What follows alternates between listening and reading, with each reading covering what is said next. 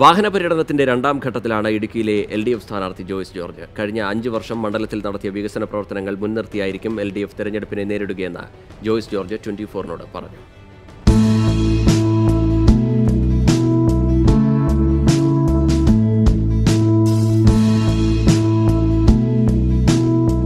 ശക്തമായ മത്സരം നടക്കുന്ന ഇടുക്കിയിലെ LDF കോൺഗ്രസ് സ്ഥാനാർത്ഥി ജോയ്സ് ജോർജാണ് നമ്മുടെ തെരഞ്ഞെടുപ്പിനെ എങ്ങനെ കാണുന്നു എന്നുള്ളത് അദ്ദേഹത്തോട് തന്നെ ചോദിച്ചറിയാം.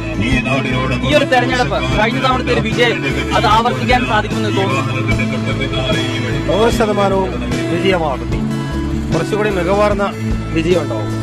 എന്റെ കാരണം കഴിഞ്ഞ 5 വർഷങ്ങളിൽ നമ്മൾ ഈ പാർലമെന്റ് നിയോജകമണ്ഡലത്തിൽ ജനങ്ങളോട് കാണിച്ച ആത്മാർത്ഥത, അവർക്കൊപ്പം നിൽക്കാൻ കാണിച്ച വലിയ പരിശ്രമം, പ്രത്യേകിച്ച് അടിസ്ഥാന ജനവിഭാഗങ്ങൾ, പാവപ്പെട്ടവരായിട്ടുള്ളവർ, ദളിത് വിഭാഗത്തിൽപ്പെട്ടവർ, തൊഴിലുറപ്പ് തൊഴിലിനെ ആശ്രയിച്ച് ജീവിക്കുന്ന ആളുകൾ, കുടുംബശ്രീ പോലുള്ള സംവിധാനങ്ങളെ ആശ്രയിച്ച് ജീവിക്കുന്ന സാധാരണക്കാരായ സ്ത്രീകൾ, അങ്ങനെയൊക്കെയുള്ള ആളുകൾ, അതുപോലെ സർക്കാർ പള്ളിക്കൂടങ്ങളിൽ കുട്ടികളെ അടിച്ചു പഠിപ്പിക്കുന്ന മാതാപിതാക്കൾ, സ്കൂളുകളിലെ PTA-കളിലൊക്കെ പങ്കെടുക്കുന്നവർ, അങ്ങനെ തുടങ്ങിയുള്ള മുഴുവൻ ജനവിഭാഗങ്ങളുമായി കഴിഞ്ഞ 5 വർഷക്കാലം നിരന്തരമായി അവരുമായി വലിയ ബന്ധമുണ്ട്. ആ ബന്ധം ആണ് ഈ തെരഞ്ഞെടുപ്പ്, ഈ പ്രചരണ രംഗത്ത് ഈ വലിയ ചൂടൊക്കെ കാണുന്ന വലിയ ആവേശകരമായ പിന്തുണ.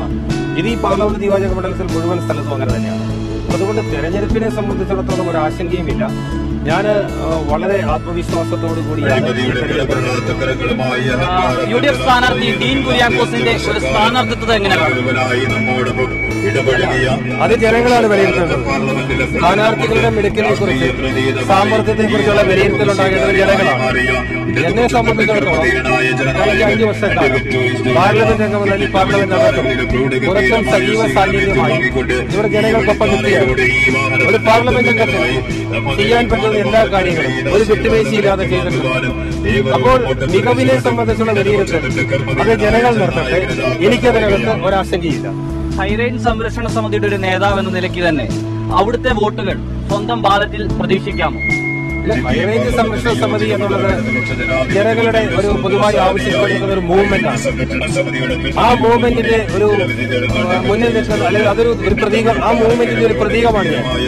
അപ്പൊ ഇടുക്കിയിലെ ജനങ്ങൾ അവരുടെ പ്രതിസന്ധി ഘട്ടത്തിൽ എന്നെ മുന്നിൽ പിടിച്ചു നിർത്തി പാർലമെന്റ് അംഗമാണ്.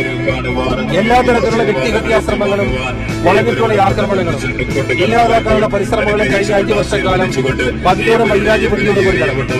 അപ്പോഴും ഞാൻ ആ ജനതയ്ക്കൊപ്പം അങ്ങനെ മുന്നിൽ നിന്ന് ആ പ്രതിസന്ധികൾ പരിഹരിക്കുന്നതിന് വേണ്ടി ഒരു പരിപാടി ഒട്ടനവധി നേട്ടങ്ങൾ അതിന്റെ ഭാഗമായിട്ടുണ്ടായിരുന്നു. അതുകൊണ്ട് ഒരു ജനത അവര് ആ പൂർണ്ണമായി എന്റെ കൂടെയുണ്ട്.